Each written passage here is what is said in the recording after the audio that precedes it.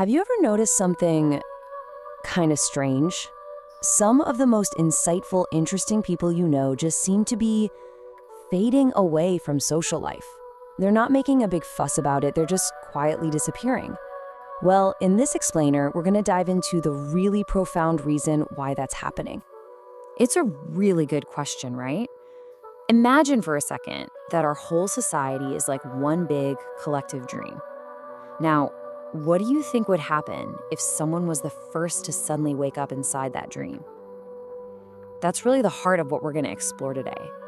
All right, let's get into it. The first thing you absolutely have to understand is that this isn't some loud, dramatic exit. There are no protests, no big announcements on social media. It's this quiet, almost invisible retreat. See, when someone figures out the game of social life, they don't fight it. They just quietly stop playing.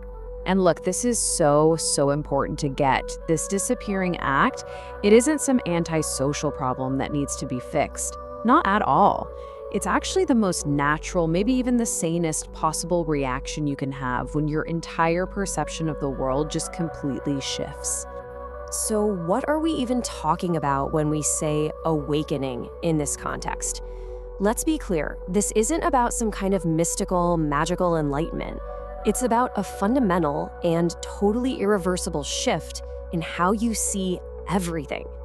Okay, maybe the best way to really get this is with an analogy.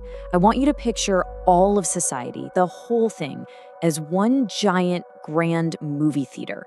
And every single one of us is in the audience, just watching the show. You know how when you're in that dark theater, the movie up on the screen, it feels like your reality? You're completely lost in it. But the second you step outside into the daylight, you see it for what it really was, just a flickering play of light and shadow. Well, for the person who wakes up, society starts to look exactly like that movie.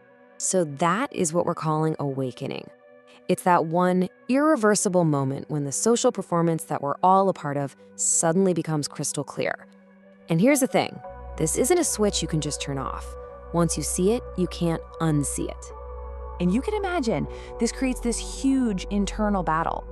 All of a sudden, every casual conversation, every social event where you have to play a role you don't believe in anymore becomes completely and utterly draining. It literally feels like your own soul is just screaming at you, stop pretending.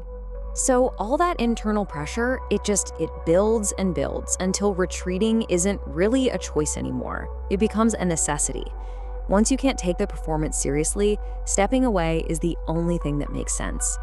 And you know, this whole leaving the stage thing, it usually happens in steps. It might start with something like social media, which is basically a giant engine for performance. Then maybe it moves to friend groups, where the act is really intense. After that, it's often reevaluating relationships built on an older version of you. And finally, it can even lead to questioning a career that demands the biggest performance of all. And the reason why is pretty simple, really. To keep on acting starts to feel like a deep betrayal of who you really are. That conflict, that dissonance, it becomes unbearable, and it just saps every last ounce of your energy. This is what leads to that really crucial phase. Some people call it the hermit phase, but honestly, a better way to think about it is like entering a cocoon. It's not about being sad and isolated, it's about a period of deep, profound transformation. And let's be super clear here. This is not about escaping from life. It's the total opposite. It's about diving deeper into it than ever before. It's a time to process everything, to heal, and to really integrate this new way of seeing the world.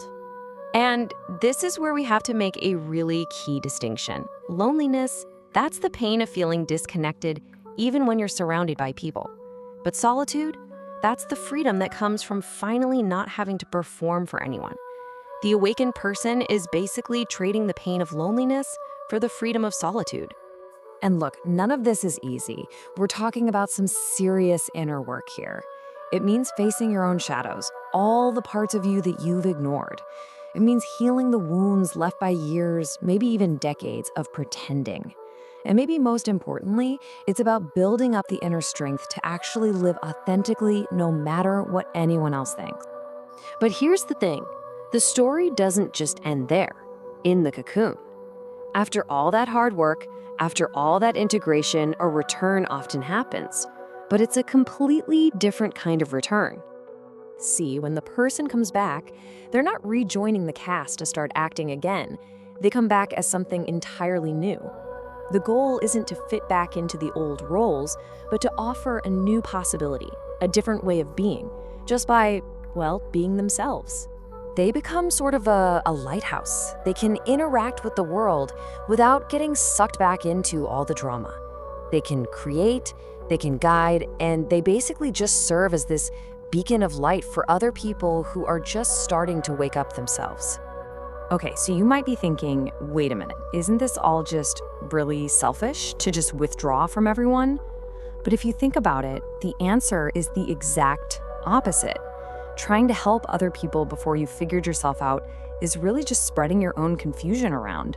The most generous thing you can possibly do for the world is to do your own inner work first.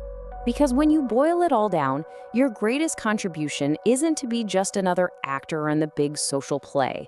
It's to be a living, breathing example that waking up is even possible. And that, right there, is what the world truly needs, even if it doesn't know it yet. And so I want to leave you with this one final, really big question to think about. In a society that is built entirely on performance, on everyone pretending, what happens to it when its most authentic people, one by one, in silence, simply decide to leave the stage? The answer to that, well, it might just define our future.